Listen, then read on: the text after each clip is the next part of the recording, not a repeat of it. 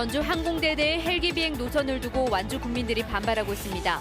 전주시와 국방부가 사전 협의도 없이 노선을 완주군 쪽으로 돌려놨기 때문입니다. 최근 부안 왕등도 앞바다가 시끄럽습니다. 타 지역 어선들의 키조개 싹쓸이 조업 때문인데 주민들은 강력한 단속을 원하고 있습니다. 전국 최대 물김 생산지 군산에 어민들을 위한 김 가공 공장이 추진돼 왔는데 군산 수협이 최근 사업 재검토를 시사하면서 논란이 일고 있습니다. ICT 정보통신 기술을 모든 생산 분야에 적용하는 스마트 공장이 앞으로 크게 늘어납니다. 중소기업의 경쟁력은 높아지겠지만 과제도 적지 않습니다. 여러분 안녕하십니까? JTV 8시 뉴스입니다. 올해 초 항공대가 전주시 도도동으로 이전했죠. 옮기기까지 엄청난 갈등이 있었는데 이번엔 헬기의 비행 노선을 놓고 완주 국민들이 반발하고 있습니다. 전주시와 국방부가 사전 협의도 없이 비행 노선을 완주군 쪽으로 바꿨기 때문입니다.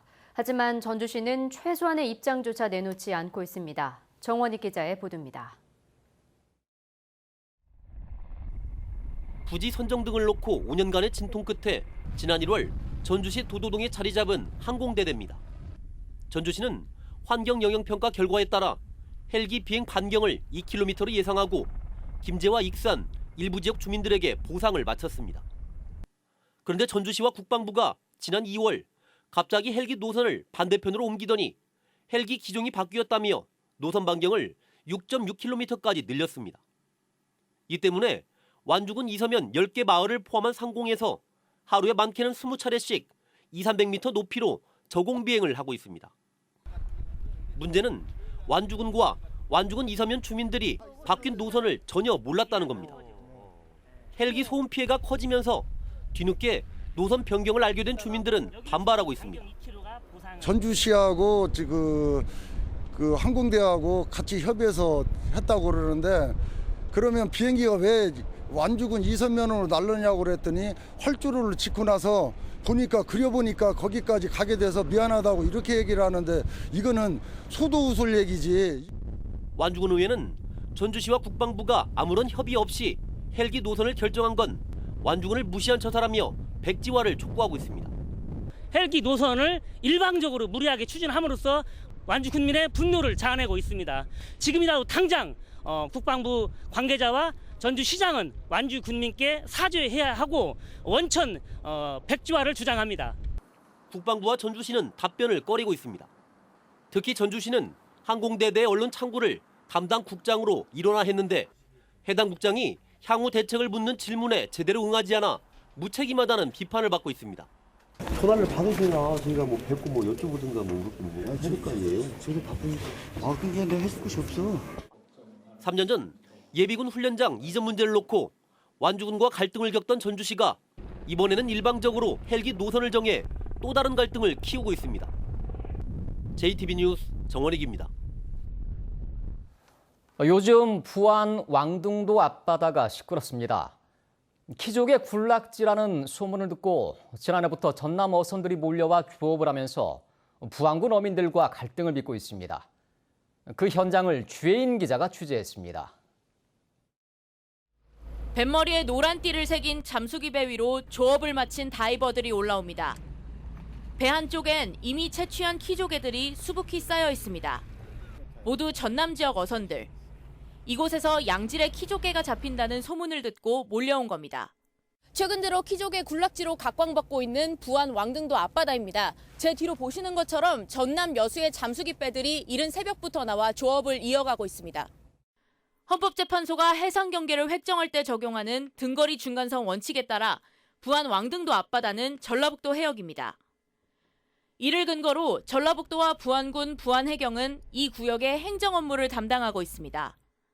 등거리 중간선을 우리가 전부 다 잘라보니까 6km 정도 위쪽에 있다. 그래서 강력하게 단속을 하고. 전남 배들이 몰려오고 있지만 현재 전북에서 키조개 조업을 할 수 있는 잠수기 배는 한 척도 없는 상황. 그나마 있던 8척이 과거 충남에 어업 허가를 팔아넘긴 뒤 정부는 어족자원 보호를 이유로 더 이상 허가를 내주지 않기 때문입니다. 전북 어민이 잠수기 배로 조업을 하려면 수억 원을 주고 다른 지역에서 허가를 빌리는 방법밖에 없습니다. 부안 지역에 있는 어족 자원을 다른 지역 어민들이 와서 채취를 해간다는 게 가장 화가 나는 부분이죠. 그렇게 따지면은 뭐 허가가 무슨 소용이 있고 구역 설정에 무슨 의미가 있겠어요. 올해 부안군이 이곳에서 조업구역 위반으로 적발한 전남 잠수기배만 벌써 12척. 어민들은 전북의 조업구역을 보호하기 위해서는 강력한 단속이 필요하다고 주장하고 있습니다. JTB 뉴스 주혜인입니다. 전국 최대 물김 생산지인 군산에 어민들을 위한 김 가공 공장이 추진돼 왔는데요. 군산수협이 운영비 부담을 이유로 뒤늦게 전면 재검토 입장을 밝혀 사업이 표류할 상황에 놓였습니다. 김진영 기자의 보도입니다.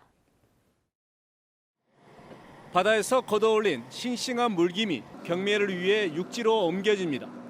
경매가 시작됐지만 뚝 떨어진 가격에 어민들의 얼굴은 어둡기만 합니다. 물김이 성수기를 맞아 한꺼번에 출하되면서 제 값을 받지 못하는 겁니다. 김이 이제 갑자기 나오다 보는 출하식이 같이 맞아 떨어지다 보다 보니까 김 홍수출하가 되다 보니까 이게 김이 갑자기 많이 나오다 보면 가격대가 형성이 좀 많이 됐던 것이 많이 무너지고 그런 상태에 있습니다 지금. 물김이 헐값에 팔리는 것을 막기 위해 군산에도 다른 지역처럼 김 가공 공장이 필요하다는 요구가 커져왔습니다. 물김을 직접 가공해 마른 김을 생산하면 어민들은 지금보다 훨씬 높은 소득을 올릴 수 있기 때문입니다. 군산수협은 올 초에 20억 원을 투입해 김 가공 공장 부지를 확보하는 등 사업을 적극적으로 추진해 왔습니다. 그런데 최근 재검토 입장을 밝히면서 논란이 일고 있습니다. 군산수협은 김 가공 공장 운영에 필요한 용수 공급과 폐수 처리에 드는 막대한 비용 부담에 결국 부실 운영으로 이어질 수 있다며 이사회에 전면 재검토를 요구했습니다. 법이 계속 바뀌어서 2년 뒤에는 고도의 정수시설을 해서 배출을 해야 되나 봐요. 폐수 문제가 또 해결되기 어렵지 않나요? 그러나 김 양식 어민들은 소득 보장과 보증된 품질의 김 생산을 위해서는 김 가공 공장이 반드시 추진돼야 한다며 반발하고 있어 논란이 확산되고 있습니다. JTB 뉴스 김진영입니다.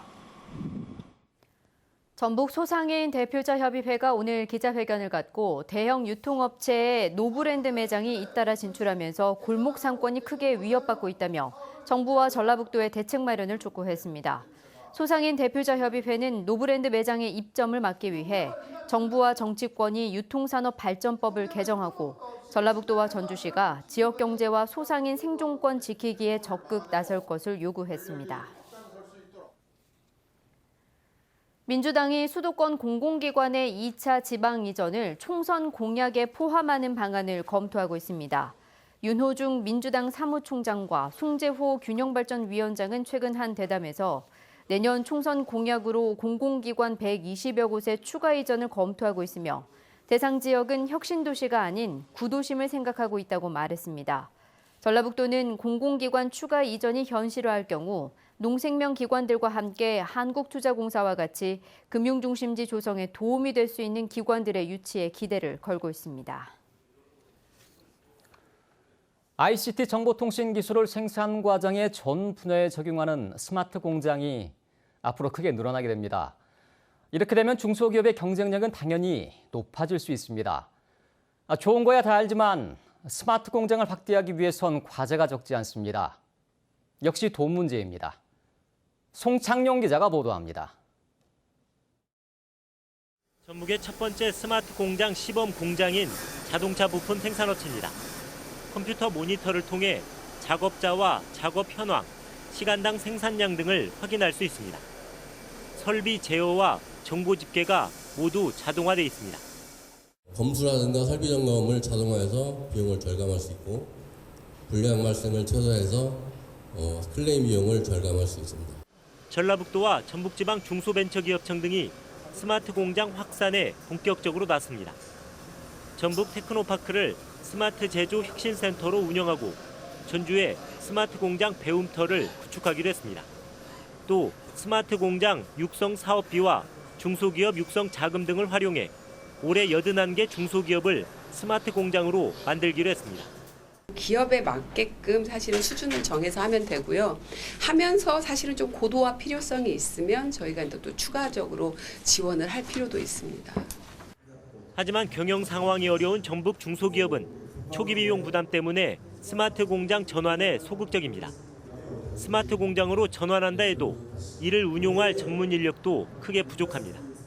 현재 전라도권에 있는 우리 대학에 전공을 하고 있는 학생들은 대부분 좋은 일자리, 좋은 근로 환경이 있는 서울이나 경기도나 대전, 천안 쪽으로 다 올라가고 있습니다.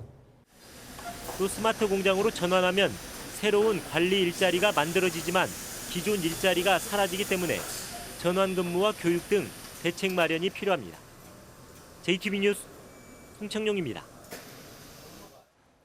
익산 창전마을의 집단 암 발병 원인으로 지목된 비료 공장이 공원으로 조성됩니다. 익산시는 폐기물이 불법 매립된 비료 공장을 철거하고 공원으로 조성하기 위해 익산시 의회에 공유재산 관리계획 승인을 신청했습니다. 익산시는 환경부 역학조사가 마무리 단계에 있어서 더 이상 공장 존치가 필요하지 않다며 공장 안에 불법 매립된 폐기물로 인한 2차 환경오염을 막기 위해 공원을 조성할 계획이라고 밝혔습니다. 북핵 문제가 교착 상태에 이른 가운데 대북 식량 지원을 통해 평화의 길을 만들어가자는 주장이 나왔습니다. 민중당은 북미 협상이 꽉 막혀 있고 한반도 비핵화 해법이 복잡하고 어렵다면 먼저 농업 교류로 평화와 번영의 큰 길을 만들어갈 수 있다고 주장했습니다.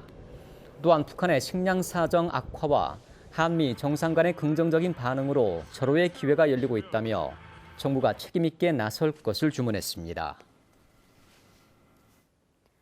제13회 전국 장애학생 체육대회가 오늘 익산에서 나흘 동안의 열전을 마치고 막을 내렸습니다.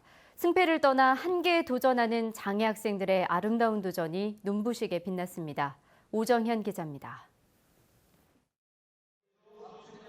남자 800m 마지막 직선 코스, 3위를 달리는 선수의 기적 같은 스퍼트가 시작됩니다. 순식간에 앞 선수들을 모두 따라잡더니 가장 먼저 결승선을 통과합니다. 대역전극을 지켜보던 응원단의 함성은 하늘을 찌를 듯합니다. 우람한 체구를 자랑하는 선수가 원반을 힘껏 내던집니다. 반복되는 경기로 힘이 빠질 법도 하지만 매 시기마다 투혼을 발휘합니다.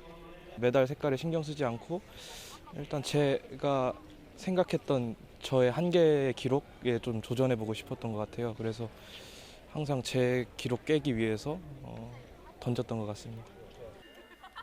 고된 훈련을 견디고 얻어낸 만큼 메달은 더욱 소중합니다. 기분이 좋고 제가 자랑스러워요. 하루에 2시간씩 일주일에 열심히 했습니다.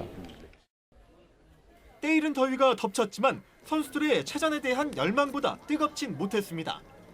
나흘 동안 이어진 열전은 막을 내리고 전북 선수단은 예상보다 훨씬 많은 60개의 값진 메달을 품에 안았습니다.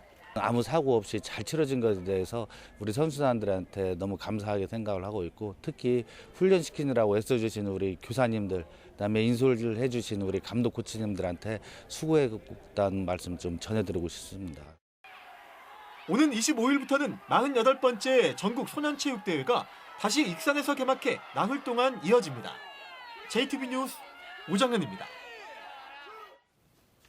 임실 농산물로 만든 소시지가 세계 최대 규모 박람회에서 메달을 휩쓸었습니다. 임실군은 2019 독일 IFFA 박람회에 지역 식품 가공업체인 친한 F&B가 출전해 아시아 최초이자 최고 성적인 17개 메달을 획득했다고 밝혔습니다. 박람회엔 49개국 1,036개 업체가 참여해 치열한 경쟁을 벌였습니다. 세계 공정무역의 날을 기념해 공정무역을 알리고 공정무역 제품 구매를 독려하기 위한 컨퍼런스가 오늘 한국여성소비자연합 전북지회 주최로 열렸습니다. 이번 행사에는 공정무역 전문가와 시민단체 등이 참석해 공정무역 제품 소비 활성화를 위한 특강과 토론회 등 다양한 프로그램이 진행됐습니다. 예비 수험생인 고1, 2학년과 학부모, 교사를 대상으로 한 입시 설명회가 내일 오후 전북교육문화회관에서 열립니다. 입시 설명회에서는 바뀌는 교육과정 설명과 학생부 종합 전형을 중심으로 한 대입 전형, 학과 선택 전략 등에 대한 강연이 이어지고 궁금한 점에 대해 현장에서 전문가와 1:1 질의응답도 가능합니다. 부안 해안에서 멸종위기 돌고래 상괭이의 사체가 잇따라 발견되고 있습니다. 부안해양경찰서는 지난 15일 오후 6시 30분쯤 부안군 변산면 채석강 근처에서 몸 길이 130cm, 둘레 90cm의 상괭이가 발견됐다고 밝혔습니다. 부안 해안에서 국제적 멸종 위기 중인 상괭이가 발견된 건 올해 들어 10번째입니다. 오늘 오전 9시 45분쯤 부안군 부안읍의 한 도로에서 74살 김모 씨가 몰던 오토바이가 마주 오던 5톤 화물차와 충돌했습니다. 이 사고로 운전자 김 씨가 크게 다쳐 병원으로 옮겨졌지만 숨졌습니다. 경찰은 오토바이가 역주행했다는 화물차 운전자 55살 전모 씨의 말에 따라 정확한 사고 경위를 조사하고 있습니다. 오늘 오전 9시쯤 군산시 사정동의 한 도로를 달리던 35인승 버스에서 불이 났습니다. 다행히 인명피해는 없었지만 이 불로 버스 윗부분이 타 소방서 추산 490만 원 상당의 재산 피해가 났습니다. 소방당국은 운전을 하다 갑자기 타는 냄새가 났다는 운전자의 진술을 토대로 정확한 사고 원인을 조사하고 있습니다. 오늘은 대체로 흐린 가운데 대부분 지역의 기온이 30도 안팎까지 올랐습니다. 주말인 내일은 새벽부터 비가 오겠습니다. 비는 모레 오후까지 이어지겠고 예상 강수량은 10에서 40mm입니다. 비가 오면서 더위는 한풀 꺾이겠습니다. 내일 아침 최저 기온은 14도에서 17도로 오늘과 비슷하겠고 낮 최고 기온은 19도에서 22도로 오늘보다 7도가량 낮겠습니다. 비가 그친 뒤 기온은 평년 수준을 회복하며 예년과 비슷한 봄 날씨가 이어지겠습니다.